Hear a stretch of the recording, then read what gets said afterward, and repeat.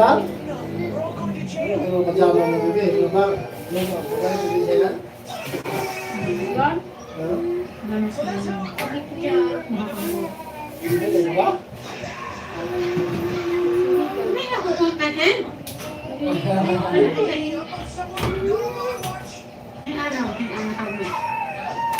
Oh my God.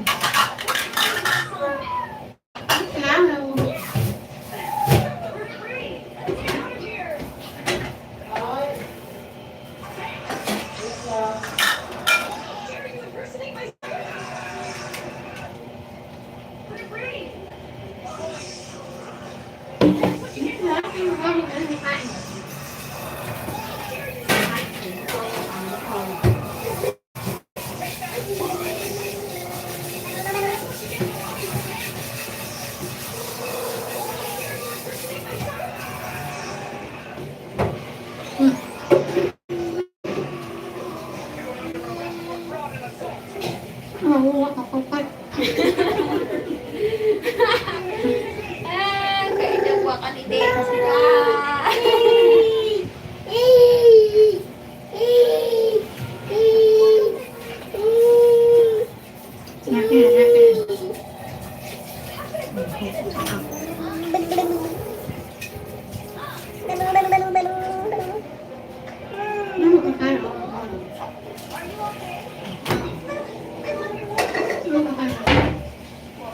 Ang hindi kay mama eh.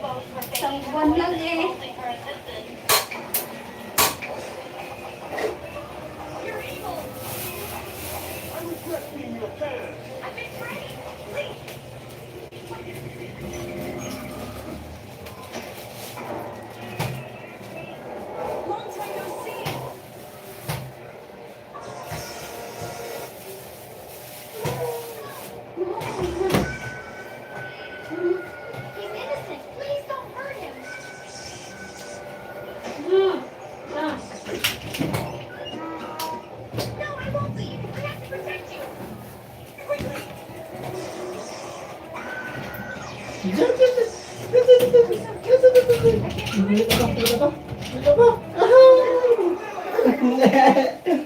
Ay, bigat tinamayaw ka. Nakakain ako. Sarap mo na.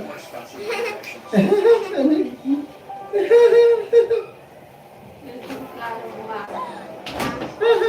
Ano klaro mo? Dili ka ba? Ang dili ba yun? Bago pala ito pinili mo? Isa. Ako. Wala ko yung pinili ko. Isa mo eh. Kaya pinili? Ay, Diyos, may gama ko ng video lang.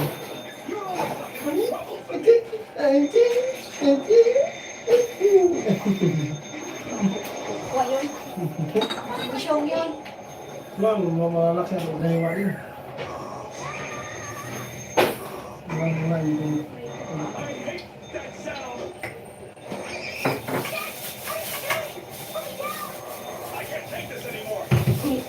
Hindi, kunti lang lang, no?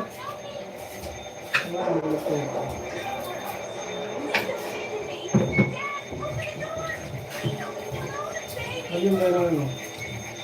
Bang, gano'n. Ano ba? Maglaki, no? Walang pizza eh. Ay, pina yan? Bakit? Hindi naman ko ano eh. Bago. Maluwag, mga papalo mo. Parang ano siya. Parang hindi. Ganda.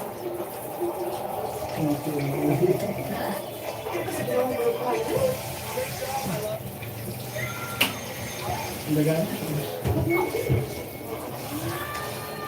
Malalaki kasi yung buwan niya eh.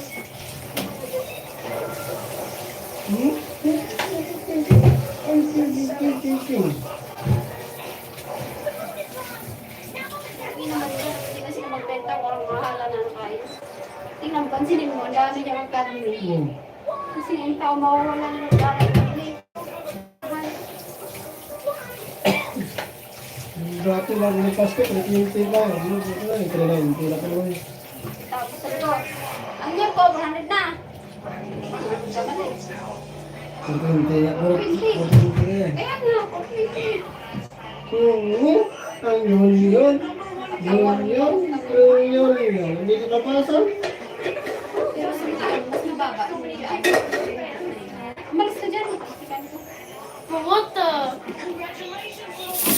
Matikas. Sarap yung ano, Grabe nga dito. aamoy dyan doon.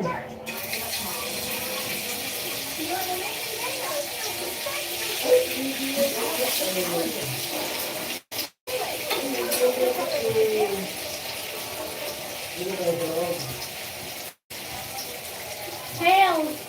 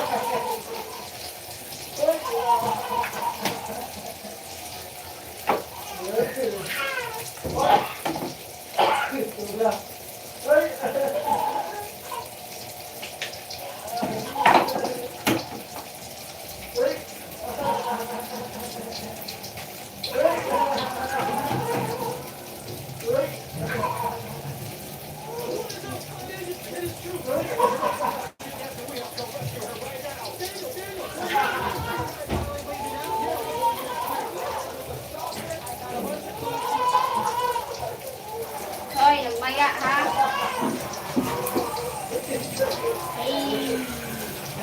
Dead. Dead. Nagmaya na naman yan. Ooh! Magmakoy ko. Hinagwan mo. What a widowmaker.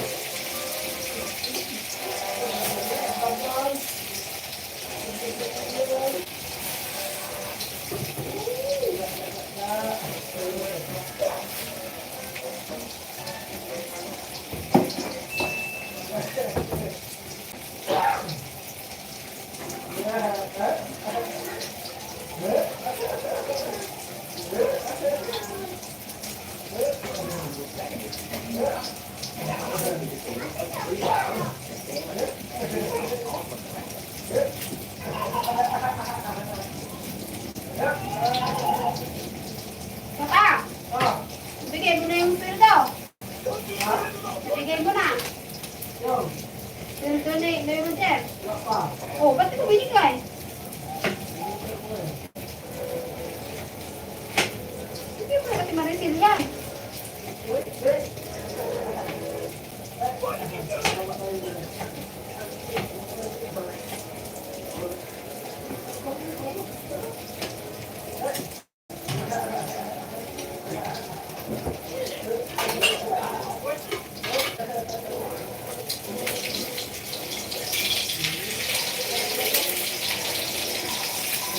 Hindi,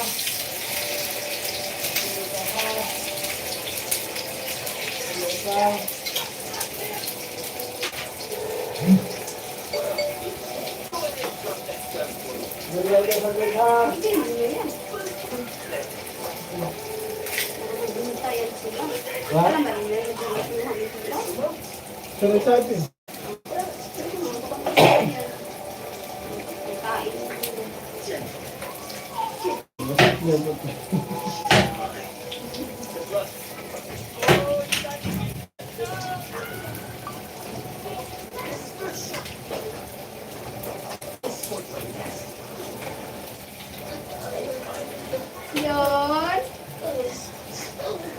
Hindi.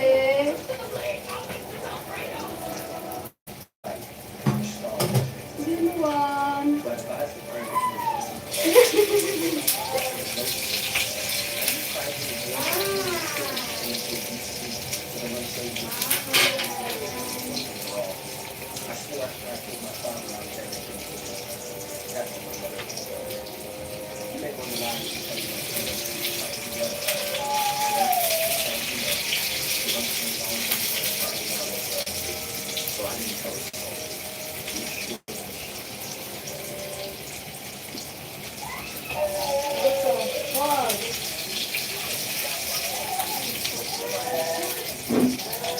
When did their fucking hair?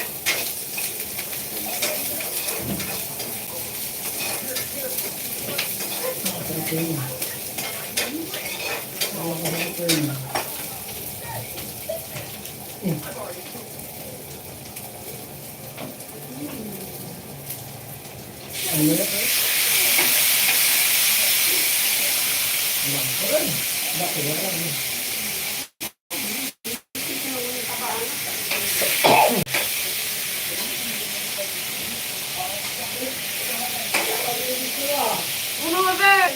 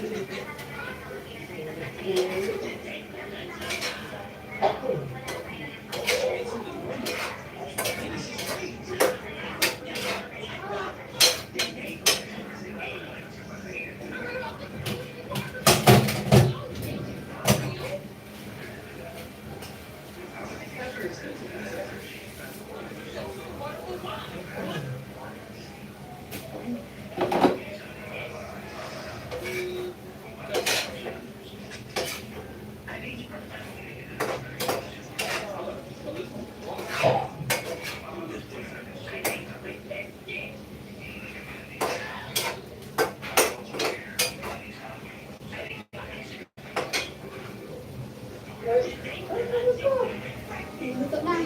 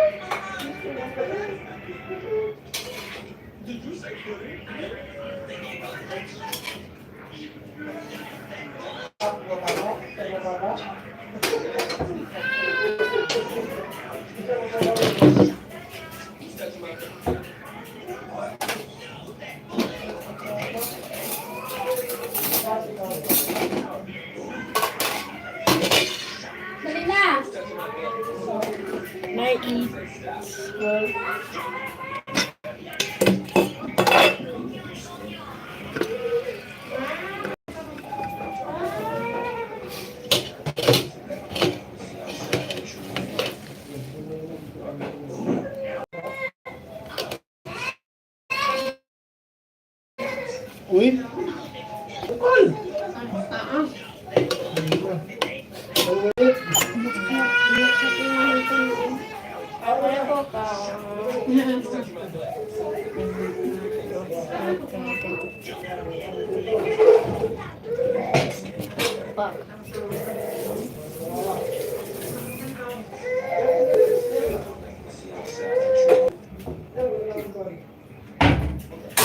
This was a massive nerf.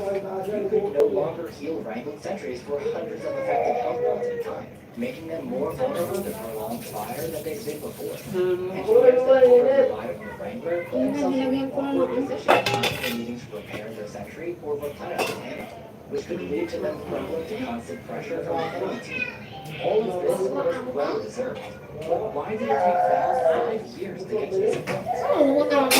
By nerfing their weapons they saw that the Wrangler was still killing people across the map, so they finally tackled the damage level. Then they did it gunmetal.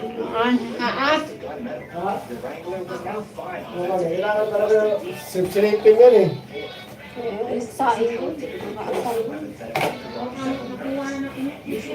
Valve tries to rework to steer them away from what was making them so unrepairable originally, like slashing the dead Wrangler solely as a finishing tool, not just one-shotting people on its own. Or, could also just kill the weapon and call it a day. Not the Wrangler though. Valve seemed dead set on preserving their original vision for the weapon as much as possible. Why? This is just speculation on my end, but I think to Valve, the Wrangler is a way of future-proofing engineering. Sentries are stupid, but that didn't always work well in practice. The Wrangler serves as an additional way of engineering to make up for the limitations of different sentries. Regardless, the Wrangler finally got the nerf that it deserved. Some years that the only but for now, Valve did good. After the Wrangler, the next unlock to be nerfed in this update was the Gunslinger. Like the Wrangler, precisely what Valve went after. As of Gunmetal, many here were in construction once again, but they would start at just 50 as opposed to 100. Their base construction begins from a destroyed mini and no longer be picked back up for now. Mindless Wingspan was officially dead. From their enemy mini, they would have to first and having enough time to destroy your mini before it could even go up. You could get your mini up faster by there. The game exclusively had one location for those that hadn't been scanned.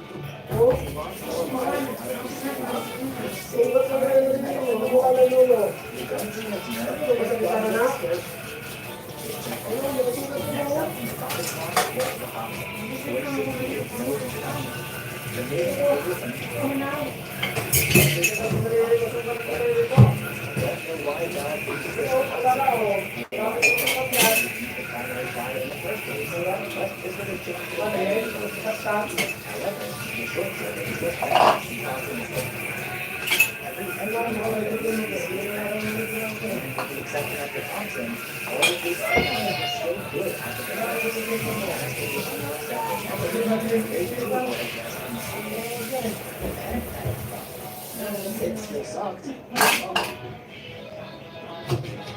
You might use the critical expecting to go on a massive kill spree, but only one of the ideal scenario would be running into one. If each of them is apart,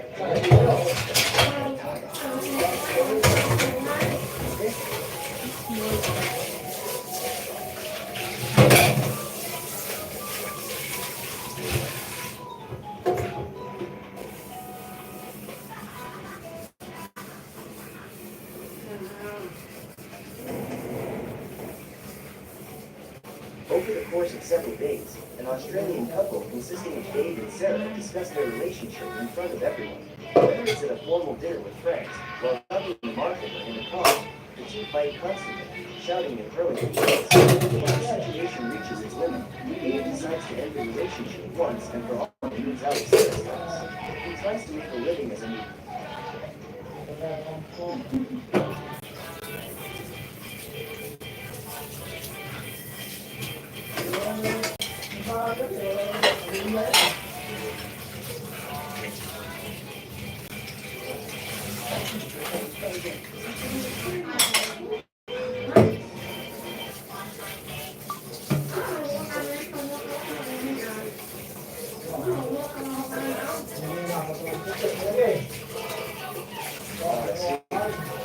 This tape has some slight reverb, but it's not completely there yet. It's just there's yeah. Oh wait, right. There he is. Just still holding on. Well, what about Flucker? Flucker was in good as always. I feel so. I don't know, but what about Funbot? Well, Funbot is pretty much the same. He's aware of what's going on. He's pretty terrified. Well, what about Vanilla? What does Vanilla look like? It seems that Vanilla has just one eye open. She's finally opening her eyes for once. Literally. Okay, well, what about Greg?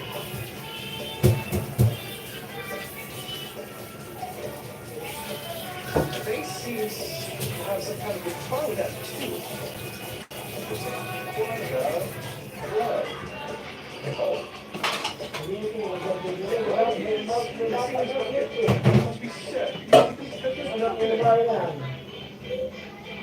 It's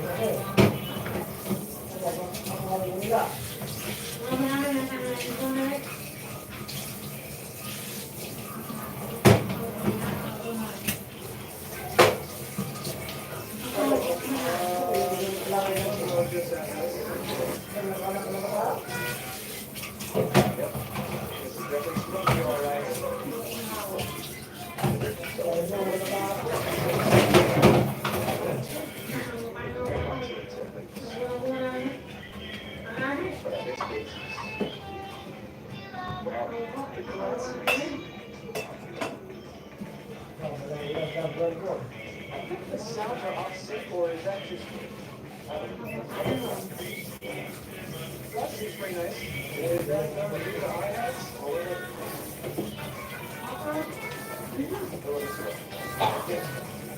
Oh, there's no beat over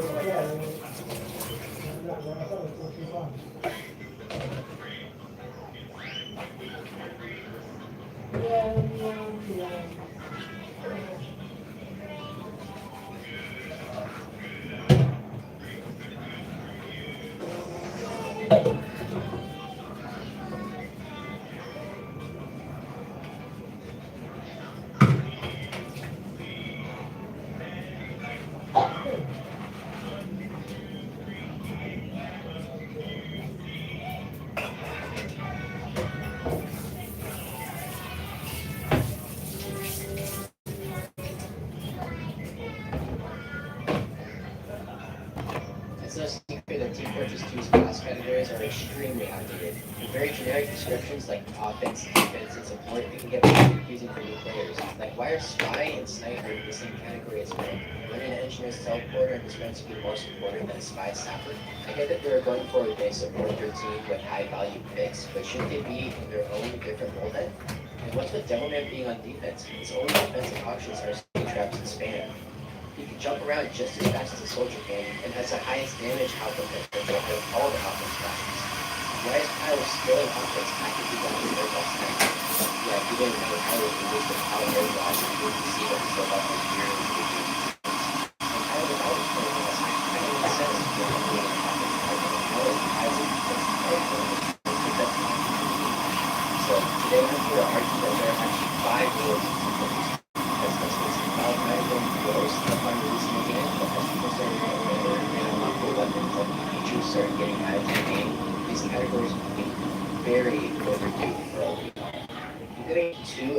original categories and make 3 new ones. I'll start with the 2 that Valve originally had in the game, and then make up 3 new ones to place the other nerfs in, because they just do not fit into offense, defense, and support.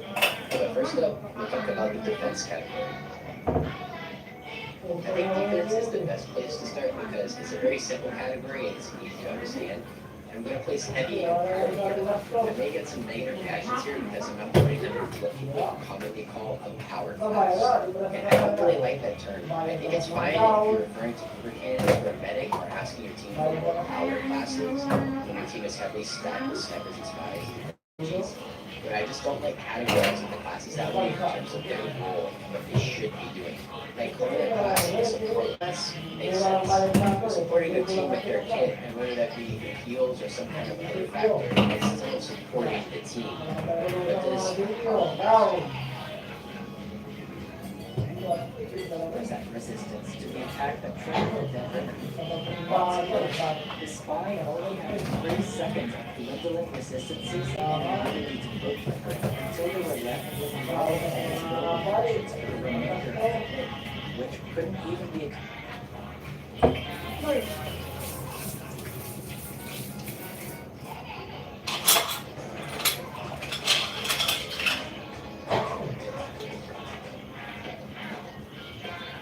max health, and a plus 100% increase in turning control while charging. With the booty, there were now subclasses within the subclass of Demo Knight. Full Demo Knight, which used the booties and were therefore melee only, and Hybrid Knight, which stuck to having a grenade launcher as well as the melee. The extra health granted by the booties let Demo Knights take more risks with their charges, and the increased turn control allowed them to connect shield bashes and crit melee swings more easily. And speaking of shield bashes, let's talk about the next new unlock, the Splendid Screen. From the very start, the Splendid Screen was clearly designed to be a more offensive charge card, with lower resistances but far greater shield bash damage. This would rarely happen, even in the most unorganized of pubs. On King of the Hill and 5 CP, however, you could reasonably expect people to be spread apart like this most of the time. And, of course, abusing the Criticola to the fullest took some skill. Not a ton, but above average aim and game sense were required. Essentially, the Criticola took Scout's volatility and cranked it up to 11. It would be worthless in some games and unstoppable in others. Bad players using the Criticola would die even faster, while good players were unstoppable. Despite its relatively low usage, the Criticola was busted. Giving 3 mini-crits to an already volatile class was a bad idea, and the fact that Scout had not 1, but 2 unlocks for this purpose was baffling. Valve, as it turned out, felt the same way. Why hold poor Scout back by giving the same absurd upside to 2 different unlocks? Let the Criticola be the 3 mini-crits weapon. The Soda Popper could do something else entirely. Though, what options were even left?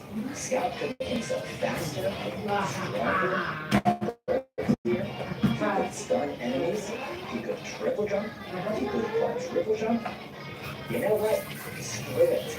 He can fly now.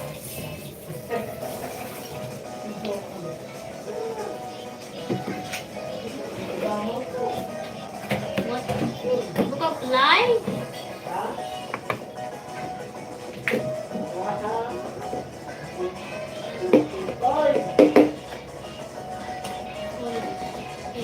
The Soda Popper's mini-crits were removed, and in their place, Scouts could now jump up to 6 times in a row whenever it was active. This was a pretty jarring change, considering the weapon was still gun strapped to the Criticola, but it was necessary.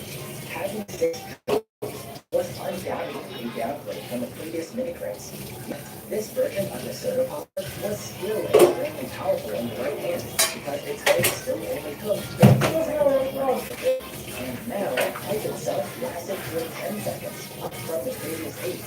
This update also gave the Soda Popper an ult fire to activate that ult, so switching weapons to store it was a thing of the past. Changing it to take down or right click to activate ult ASAP like before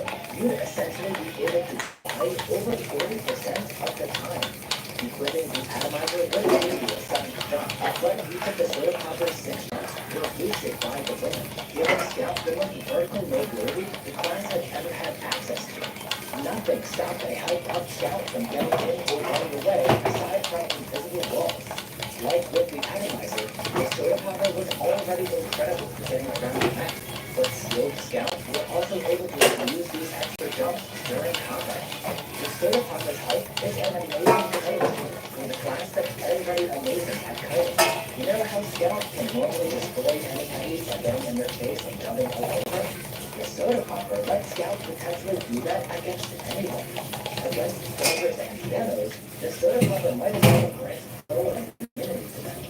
All of this was still an overall downgrade to the previous mini-crits, which just puts into perspective how insane the original soda popper was. Without those mini-crits, soda popper Scouts couldn't pull as much of an awesome mid-range as before, forcing them to adopt more of a hit-and-run playstyle. Using this new height for the force also took much more skill than what the average player was capable of. This new soda popper, like the atomizer, was a skill weapon. It was only broken in skilled hands, and only in certain scenarios. But boy, could the soda popper still pop off.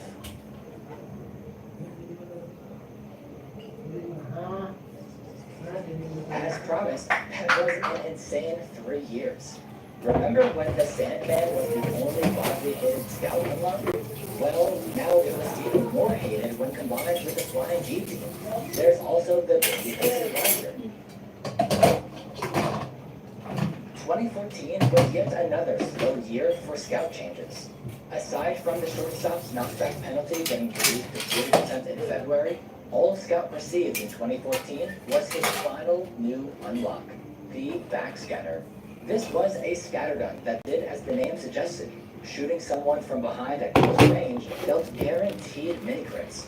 Oh god, they just nerfed the soda popper. And Valve makes another gun with built-in mini-crits? Well, unlike the original soda popper, the backscatter had actual downsides. A reduced clip size of 4, and every shot would be 20% less accurate. There not being any damage penalty meant the backscatter could one-shot like classes, but only from behind. It made Scout a bit better at ambushing lone enemies at the cost of making him worse everywhere else. The reduced accuracy ensured that even the most skilled players would be sacrificing something when bringing the backscatter to any fight. Was it worth the hassle?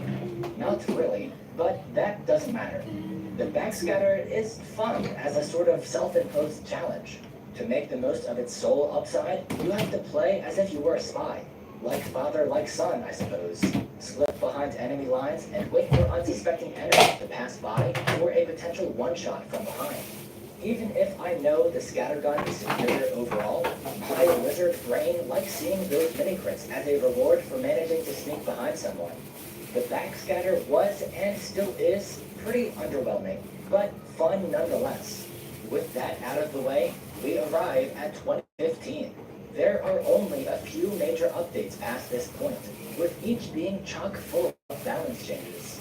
Valve has had more than enough time to observe the growing hatred for many of Scout's unlocks, so let's see what changes they came up with.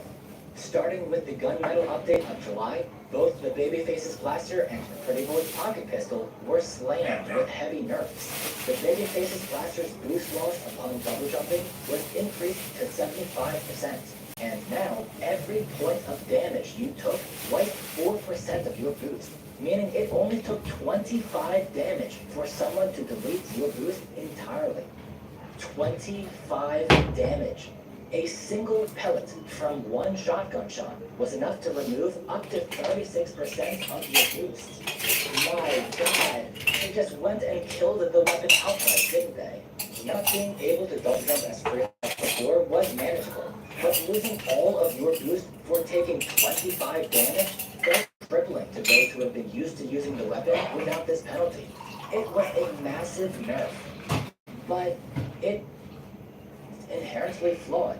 So the Babyface's blaster was back to being a gimmick. But was it at least a fun gimmick? I'd say so, yeah. What saves the Babyface's blaster is that although a light breeze can make you lose your boost, it still only takes a single meat shot to get it all back. It still only takes a few pistol shots to run faster than a normal scout. You still have the flying guillotine and rap assassin as extra ways to build your boost. And above all else, running and shooting at max boost is still fun as hell. Losing boost from taking damage, along with the lower clip size, makes a babyface's blaster scout even worse against groups than usual. But on small servers or wide open maps where everyone's spread out, the babyface's blaster is still potent. Enemies can slow you down now, sure, but you can get that speed back by killing them. It's more situational and much more punishing than before, but the babyface's blaster is not as bad as most people think. It's alright, and we're better off keeping it as just alright. The pretty boy's pocket pistol was stripped. The janky, the new healing that the pocket pistol provided was pitiful. So much so that the ability to fall damage was suddenly the main reason to use this thing, which now only applied while the pocket pistol was active. Its fire vulnerability was also swapped for a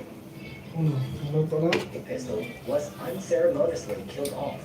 As for buffs, gunmetal didn't have much for scouts. The short stop was finally changed to have its own ammo reserve, rather than sharing it with any pistol guns. But this was more of a bug fix than a buff, but guaranteed critical hits, which dealt 26 damage each, less than the stock bat's non-crit swing. This changed nothing, and it has to be wondered what Valve was expecting to come of it. Tough Break dropped a few months later in December, and unlike most received nothing but praise. The Rat Assassin was changed to be 42% more festive. Yes, that's a real factor, which meant that it would not shatter on any impact. Only direct hits inflicted bleed, but anyone caught in the tiny blast radius would now take Wala nga up to akong a highlight. whopping